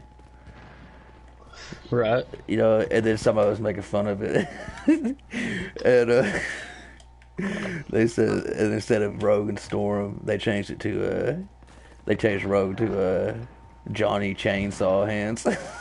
And he was like, "You mean Might there's as a well be. and then there's a cure for my chainsaw hands?"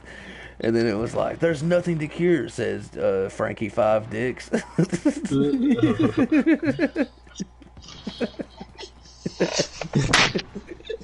Oh, shit.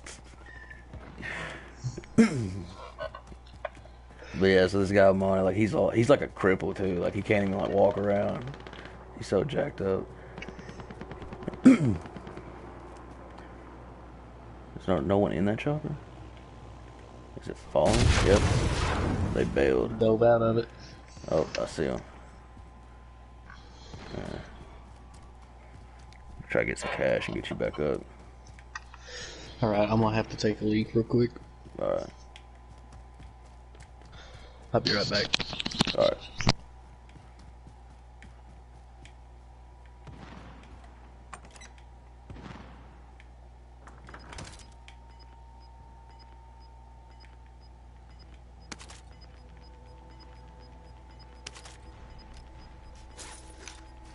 Gas is moving in. New safe zone located.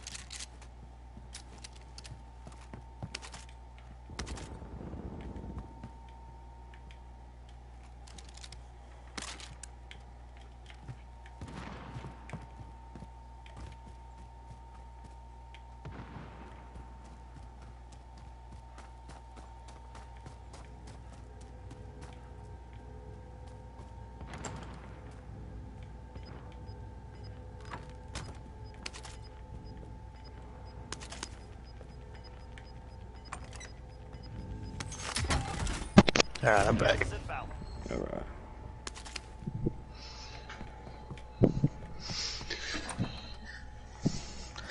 Dude, it is freezing in my house right now. Is it? Yeah, Sarah turned the air down when she went to bed. Which is nice when I go to bed, but it sucks right now. Right.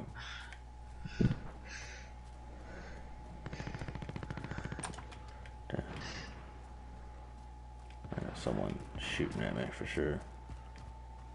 Oh.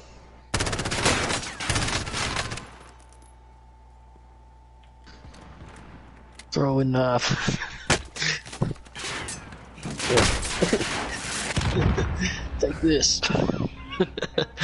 Overhead. You motherfucker.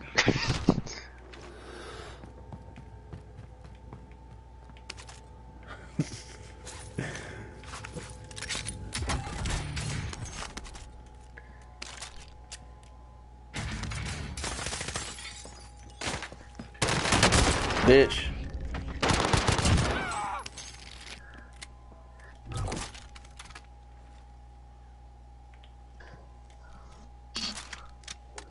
Watch those windows behind you.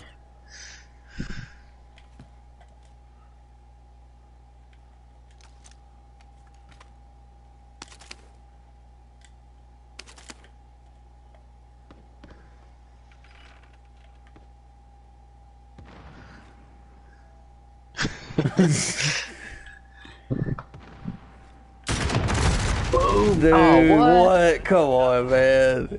Come on. How? I don't care how much armor you got on, dude. Like this, it blew his armor off, but that's horse shit.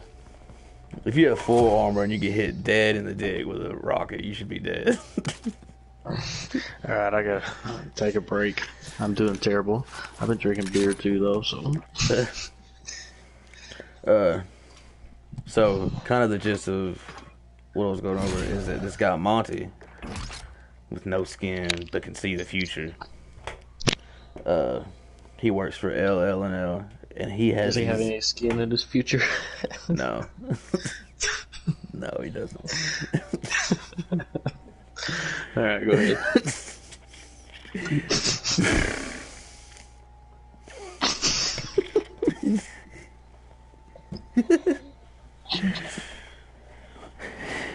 It's funny, like Deadpool's always making fun of him too. He's like, "So are you original today, I or imagine so. are you extra crispy?" Yeah. and but anyway, he has like all these visions and stuff, and he has these visions that there's this alien entity, like some kind of alien life force, heading toward Earth, and then when it gets to Earth, it will like start a new age of enlightenment. You know, there'll be utopia on Earth. No more war, no more famine, no more poverty. But he doesn't know how. He doesn't see the details. Right. And he sees that Deadpool is supposed to be like crucial in making sure that this happens. Because basically they tell Deadpool about it, and he's like, "Man, you got the wrong dude." He's like, "This ain't the kind of stuff I do." He's like, "I kill people for money." And they're like, "No, it's you. Like I saw the vision." And Deadpool like doesn't believe him. So Monty gives him 3 predictions. And like they're super cryptic. It's like real like Shakespearean type shit. The first prediction was, "You will close the door to the sharpest edge of your soul and open a bitter heart." And that came true when he made amends with Al, because like he had this thing called the box in their house, and it was just a room that he had all kinds of like broken glass on the floor and like blades on chains hanging and like booby traps. If you step on this board, it like throws an axe at you, and like he would throw Al in there.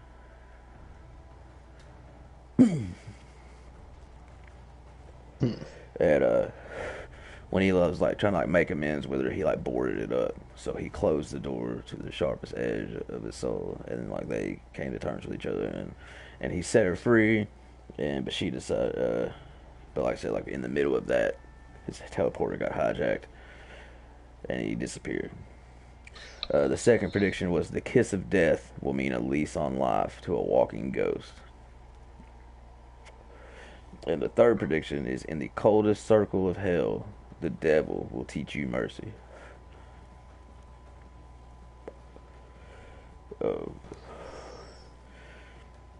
And we'll see those come to fruition in the story we're going over today. Also, there's this other guy, like, you know, like I was saying, it's LL and L. Yeah. Well, it used to be LLL and L. Another L. Yeah, there used to be a fourth one. And it's this guy Jerry, and he like faked his own death, and he has like all kinds of crazy powers, but he's just like this bum. He's like a hippie bum that just hangs out with Deadpool, and like Deadpool doesn't know anything about him. He's just a bum. He's like a deadhead, and it never really explains his powers. The only thing it ever really says is he's like I can navigate space and time like I'm going to the John, man. And that's pretty much his power. He's basically like teleporting. Like he can just go anywhere, any place, any time period at the drop of a hat. That'd be pretty sweet. Yeah, for sure. And it's implied that I think he's into psychedelics as well. It doesn't say that, but I mean, I think he is. I think it's a safe assumption. So, as I was saying, where we left off last time, Deadpool got teleported away. Well, starting this one, he ends up being teleported to the top of this mountain. And Ajax is there. and it's revealed that Ajax is the one that hijacked the teleporter, and Ajax is back, presumably from the dead, and he attacks Deadpool, beats his ass, and throws him off the top of the mountain. And Deadpool falls like probably like 3 Hank Juniors worth of like mountain falling.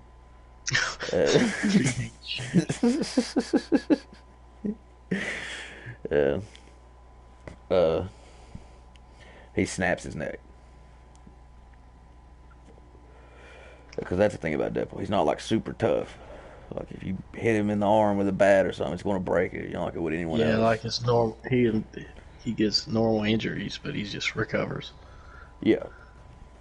I love this second movie when he gets like ripped in half. And he's growing his legs back and they're like little baby legs. Yeah, dude, that's hilarious. Cable was like, look, I'll never forgive you for making me see what a grown man with baby balls looks like. Oh, speaking of that movie, the second one, I think my favorite part of that movie is when Cable like kidnaps Weasel, and he's got him tied to that chair, and he's like, "You're gonna tell me what I want to know."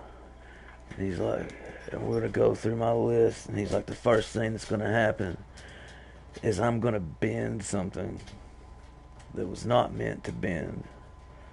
And we was just like, you know what? Let me stop you right there because I'm not going to make it to 2. Matter of fact, I'm not even going to make it to 1. Here's where Deadpool is. But so he's laying in the bottom of the mountain range. He's got a snap neck, and that he's close to death. So Lady Death shows up, and she does the whole like flashes his life before his eyes thing, and then they sit and talk for a while, and while they're having this conversation, Deadpool vows to never take a life again. He's like, I'm never gonna kill anyone again. And then he kisses Lady Death and comes back to life, and that was the second prediction, which was kind of on the nose, really. It's the kiss of death will mean at least on life to a walking ghost.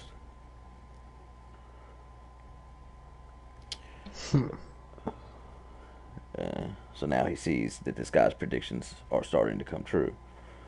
And so after he heals up, Deadpool goes back to fight Ajax, and he sees that Ajax has Dr. Kilbrew as his prisoner. And dude, Deadpool hates Dr. Kilbrew for good reason. I mean, he experimented on him and dissected him and shit. Right. So he's always like, In one of the earlier discussion podcasts we did on this, Deadpool had a chance to kill him, and his like love interest, woman who is Siren from one of the X-Men teams, she convinced him not to, and he makes a deal with Kilbrew. He says, I'm not going to kill you. He goes, but there's a condition. He's like, you have to track down everyone who's still alive from the Weapon X program that you experimented on and help them out with whatever it is they got going on in their life. And he goes, if I find out you're not doing it, there's nowhere you can hide. But Ajax has him kidnapped. So Deadpool rescues Dr. Kilbrew, and then they hide out and they find this cabin in the mountains. They hide out there, and there's this like German woman living in the cabin. She's like a hermit. She's living there. And then Ajax finds them there. Deadpool like fires a shotgun into the mountain, causing an avalanche. And the avalanche takes out Ajax and the cabin. Like just sends everything rolling. And everybody makes a run for it, and they grab a snowmobile. They take off, but there's 3 people on it, and it breaks down. And so they camp out in this cave. And then Deadpool has these interactions, I guess, with these ghosts. And it's the ghost of all the guys who were killed in the Weapon X experiments. And they're like, we're stranded on Earth. they say that their souls are bound to Earth because of the huge rivalry and all the hatred between Deadpool and Ajax. And the only way they can know peace is for one of those people to die. And since Deadpool can't die, they're like, hey man, you gotta kill Ajax. But he's like, I vowed to never kill anyone again. And they're like, we don't give a fuck, dude. Right. You're doing this. And so Ajax finds them again in the cave, and they start fighting again. And Ajax kind of gets the upper hand, and it's Kilbrew sacrifices himself to buy Deadpool time. And he basically like jumps up on Ajax's back and like bear hugs him with a road flare and a gas can, and like puts them together, like lights them on fire and causes this big explosion, and it kills him. And that's considered, the third prediction and the final one. In the coldest circle of hell, the devil will teach you mercy. Because someone who was so evil sacrificed himself so that other people could live. And so they take off running, Deadpool and that German chick trying to get away. And they get like daddy, they like jump off this cliff into a river, like all kinds of crazy action. It's like a half frozen river. And it's just like a big series of like they run through all the shit, then Ajax catches up, they fight, they run, he catches up, they fight. And so he catches up to him again, and he sees like all these traps Deadpool has set. And he like hits this tripwire, swinging log comes down, he dodges it. And he's like, you think these,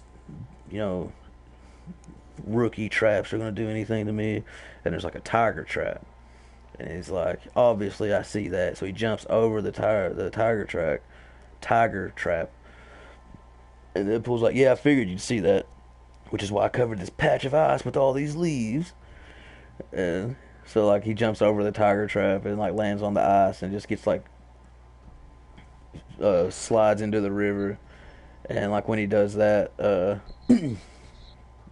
he like loses control and falls down. And Deadpool like smashes his leg with a rock. And then so Ajax like tackles him into the river, and they're in the river, and Ajax wears like this big suit, it helps him be stronger and stuff. And the suit like short circuits, and they're like fighting in the river, and Deadpool just says fuck it. And he snaps his neck and kills him, breaking his oath. Fuck it. Yeah. I would too. Yeah, for sure. But then the spirits, they don't go anywhere. And they realize that they're not released from Earth. And it's revealed that it's actually their own hate for Ajax. Not the rivalry between Deadpool and Ajax. It's their own hatred for him. And their hatred for the Weapon X program that's keeping them bound to Earth. But they decide not to tell Deadpool that. So they kind of like hide out and let him go on his own way because they don't want to tell him that he broke his oath for nothing. Right. So like we'll just leave him alone. And so then he goes back home, and so he's like, all right, where were we? And he tells Al, hey, I just wanted you to know I'm going to set you free. You can leave anytime you want. I'm not going to keep you prisoner here anymore. But Al tells Deadpool that she doesn't want to leave. And so they decide to be roommates. So then Deadpool goes and visits Monty to tell him, hey, those predictions you made about me came true. And he's like, so I guess you're right about the prophecy. I guess that I am supposed to... Because basically what it is that Messiah that they think is coming to Earth, there's going to be someone who tries to stop him. And Deadpool has to kill that person. And Deadpool, as a thank you, like he wants to thank Monty for, everything he's done. So basically he kidnaps him and teleports him to Monte Carlo. And he's like, we're going on vacation. And they use Monty's fortune-telling abilities to win like millions of dollars. And then they hustle this one guy And this isn't someone who's he's definitely not in the movies, but he's like a lame. He's in the comics, and he's considered a lame ass villain in the comics. His name's Batroc the Leaper, and he's just this French guy that just jumps around everywhere.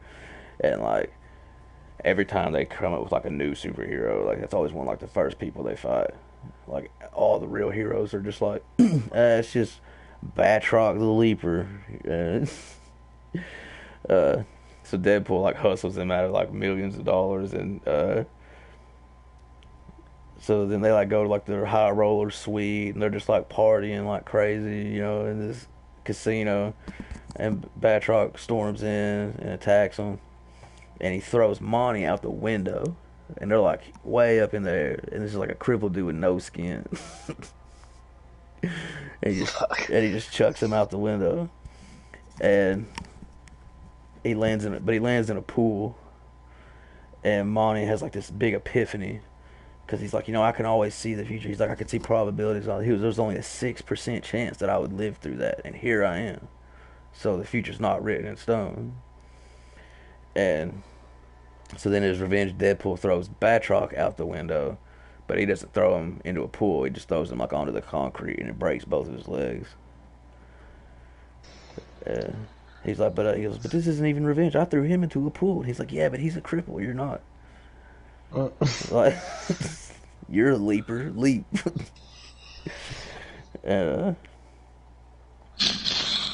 So they go back. He takes Monty back to LL&L where he works, and the bosses are pissed. They're like, he's not even a person. That's our property. You can't just take him. And they fucking mind wipe Monty and make him forget the last 48 hours of his life. And it's like, dude, come on. Like, is that really necessary? And He went through hell. yeah, dude. Yeah, he's been Ray through. don't got no damn skin. Yeah, that dude's been through all He can look kinds into of the hell. future enough to know that It ain't gonna get no skin. better. Yeah, he ain't gonna find skin on the street one day. And but they don't tell Deadpool about it, and they kind of keep them separated. And so Deadpool's training for this big mission. He's like, I'm gonna, save the world and be a big hero. And they give him this big like suit of armor, like this big battle suit. And he's like, why would I use this? And they're like, well, we just figured, it would help you out. And he's like, well, I mean, this guy's seen the future. Has he ever mentioned that I was wearing a giant battle suit? And they're like, well, no. And he's like, so I don't need it. So when they tell him about the mission, Deadpool gets kind of upset because he's like, this is supposed to be my big destiny. I'm supposed to be a big hero, but really, I just got to kill a guy. This is what I've been doing all this damn time anyway. Yeah. And he's like, oh, I get it. He's like, when the world needs someone ice, you call Deadpool. Tell him he's a big hero. This is bullshit, because he's like, I'm really trying to do better. He's like, I don't want to murder people. So, and then there's this chick that works there, Zoe, and they've kind of been interacting a lot, like not in like a romantic way or nothing, but they work together a lot. And she finds out that they wiped Monty's mind, so she rescues him, and she goes to get Deadpool and tell him like, hey, they're wiping people's minds, they're crazy as hell over here. And so then they all get together, Deadpool, Zoe, Colden, and Monty. They all go to like the main boss, Dixon, and they're like going to confront him. They're like, hey man, you're a piece of shit. We should shoot you in the mouth right now, blah blah blah. Everyone decides to put all of the crap on hold until the mission is done, because it's supposed to be like super important, fate of the universe, all that. And then they find out that the guy that Deadpool's supposed to kill, he's also an alien. And his name, they call him a Tiamat. And so Deadpool goes out to hunt him down. Like, we know where he is, I'm just gonna go get him. So he goes to fight him, and then Zoe has like a hologram that goes with him, so she won't get hurt, but she can tell what's going on. So they find him. They start this big fight. You know, once again, like all kinds of action. Uh, Deadpool kind of gets the upper hand in the fight, and then, but Tiamat the alien just like impales him through the chest with this huge spear, and so he's all fucked up. And as soon as that happens, the big boss Dixon cuts the feed with the hologram, pulling Zoe from the fight. He's like, "No, we're just gonna leave Deadpool there to die." And he's like, "Turns out Monty had another vision saying Deadpool would die, and we just didn't want to tell anyone about it. And it also said that you would betray me, so ha ha ha, big villainous shit." Right. And so the Monty and Zoe, they attack the boss, and they're like, "No, you know, fuck you." And they get in a big fight, and Zoe just dips out like, "Fuck y'all." She escapes. She goes to Deadpool's house, where she finds him like bleeding out, because after he got stabbed like that, he kind of like got super depressed and gave up and just teleported home. And he's just like bleeding out in his house, and he's like weeping. He's like, "You know, they said I was gonna be a hero. You know, like I wasn't good enough. I'm gonna die maybe." And then she notices there's a bomb in the house, and she's like, "Oh, we gotta get out of here." Then the house explodes, and it's revealed, you know, that Dixon, the big boss, put the bomb there because he knew all this stuff was gonna happen, because he's been torturing Monty and then feeding him visions. So then Dixon's like, "I've got a replacement for Deadpool. We don't need Deadpool to kill this alien so that this Messiah can come in and make Earth perfect." And so we're like, "Well, who'd you have in mind?" And he like opens the door, and it's Captain America. Mm. And, Of course. right. Like, so Captain America's like, "Why am I here?" And like they give him the same spiel they gave Deadpool, like, "It was foretold that you would be, you know, this herald to the Messiah, and you need to beat this alien, blah blah blah." And Captain America is like buying none of this shit. He's like, "Let me get one thing straight." He's like, "I don't like you.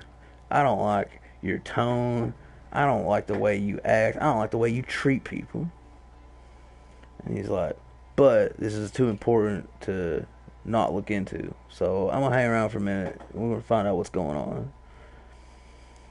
And so then they give Captain America the suit of the big battle suit, but they like spray painted it red, white, and blue with stars and stuff all over it.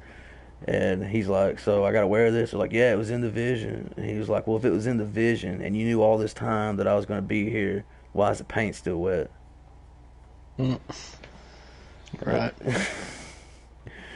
And so Jerry, you know, the bum that can teleport anywhere, Right. it turns out that he saved everyone from the exploding house.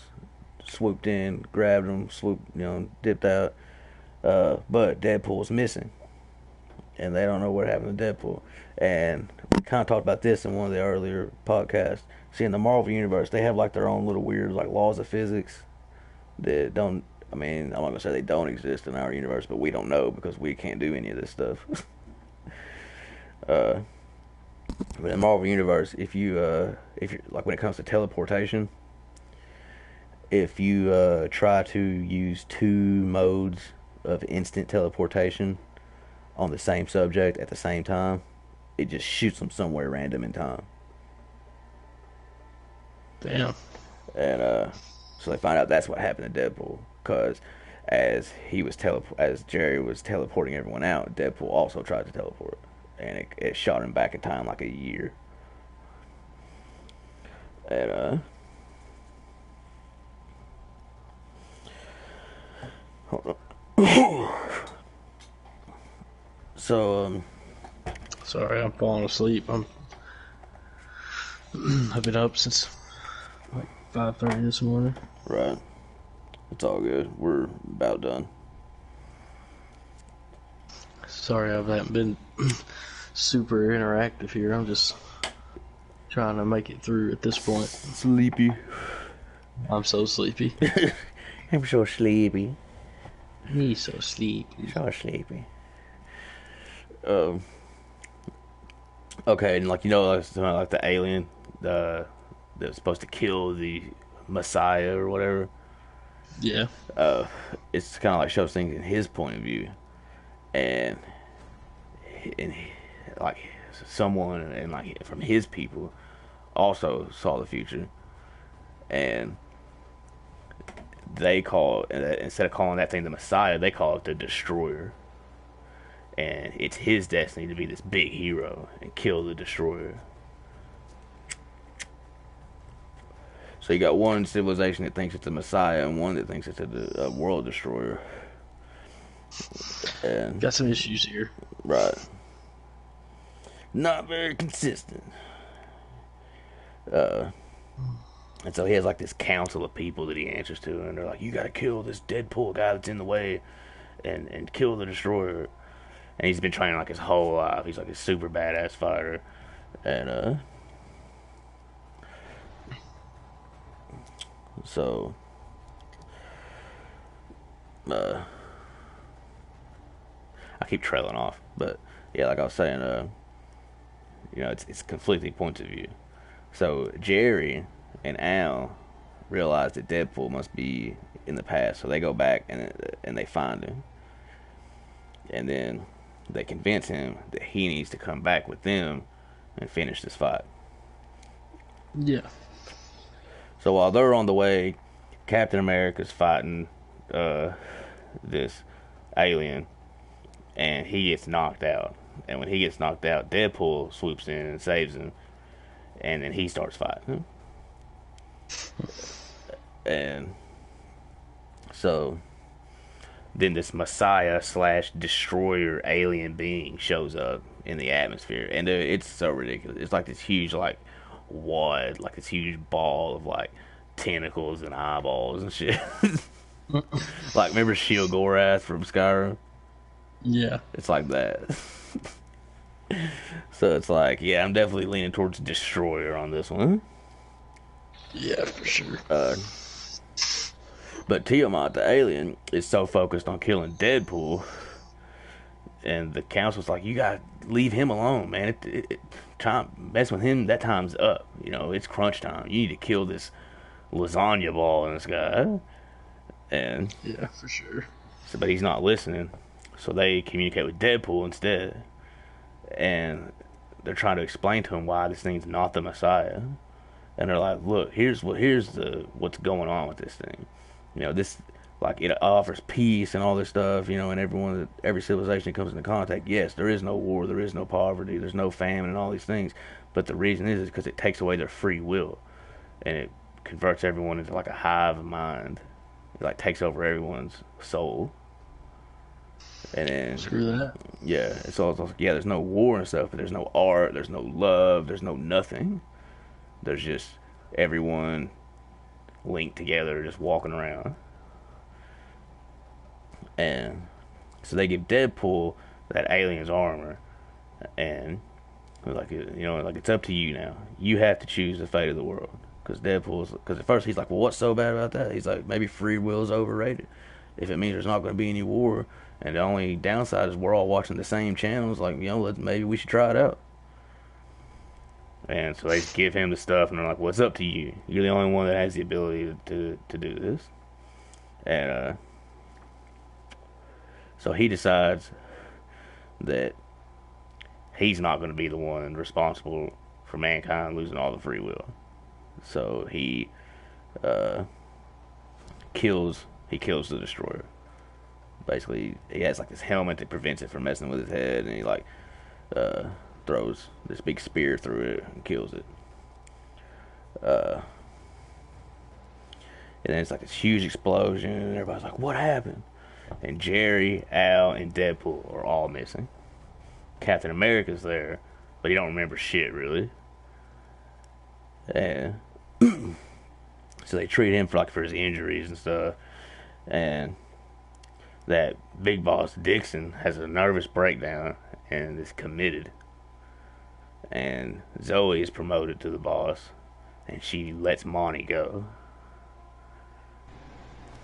So it's just kind of left in the air of no one knows where anyone's at.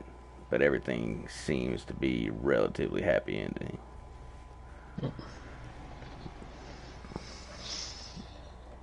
Oh. And we will pick up there next week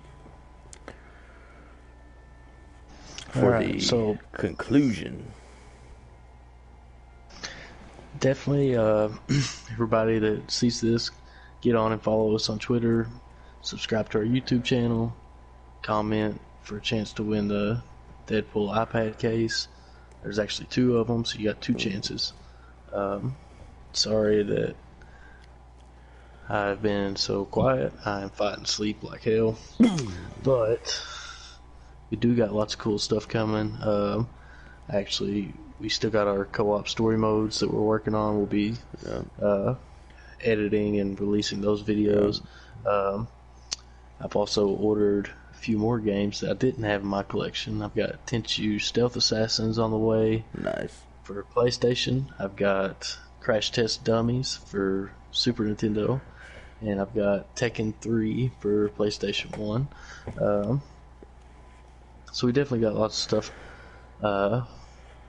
in the works. Mm-hmm. We've got lots of stuff that are lots of options, I guess you could say. Stuff that we could do. So if anybody has any suggestions, feel free to leave a comment. Let us know. You got anything, Benicio? Just want to say also, while we're doing these recordings and stuff that we're going to be editing and putting out into compilations, we're also doing kind of the unedited ones live on Twitch. So if you want to kind of check it out and get a little preview, you can check us out on Twitch. We just did Donkey Kong Country a few days ago. We did the first. We made it. We did the first 3 worlds. Yeah, the first 3 worlds. We'll probably try to do the second half and finish that game, hopefully this weekend. Yeah. And once again, definitely try to win one of those cases. Free giveaway, man. Definitely going to be trying to do some more stuff like that, but yeah. As we get going, we'll get better giveaways and stuff. But I think it's a pretty good start. If I had an iPad, I would definitely probably already have one of those on it. But I use smartphone and laptop. But definitely subscribe to us on YouTube, Story Mode Live Gaming. Follow us on Twitter at @storymode_live. Leave a comment. Be like, hey, give me one of them cases. And we'll put your name in, and we'll figure out exactly how we're going to do it. More than likely, it'll just be random, and we'll announce the winners at the end of the Deadpool discussion conclusion, which is next week. It's all coming to a head. You're definitely going to want to check that one out. Or like Realist was saying, if you have any suggestions on stuff you want to see us do, or things you want to discuss with us in the podcast, or games you want to see us play, or anything like that, hit us up on any of those avenues, or email us directly at storymodegamesofficial@gmail.com, and we'll see what we can do. We regularly check all that stuff. We love interacting with you guys. We definitely want to hear what you guys think. We want to hear some feedback, want to provide the kind of content you guys want to see, because that's what we're all about. We love putting out the different content. I am also currently doing some Let's Plays on Little Big Planet 3, a little lighthearted platformer. Dude, have you played that? I have not. Dude, Little Big Planet is awesome. It's like a platformer, like Mario. And you can customize your own little character. I got my guy with like a Fallout style helmet and like a camping gear on his back. And you get like a little dog character too, and you can customize him. And I made mine like a dragon. And it's like side scrolling, but it's also 3D. So you jump like down and up and forward and back and stuff. And there's a lot of teleporting stuff that reminds me a lot of the barrels in Donkey Kong and stuff. Like it's pretty cool. A lot of jump reaction based stuff and boss fights. Like it's really cool. But if you're into Little Big Planet, or if you're just interested in checking it out, check out one of those Let's Play videos we got on YouTube. We're going to have some more coming. I think that's really about it. Alright, guys. Well, if you're watching this, we appreciate the view and the support. Absolutely. And keep it real. Press start.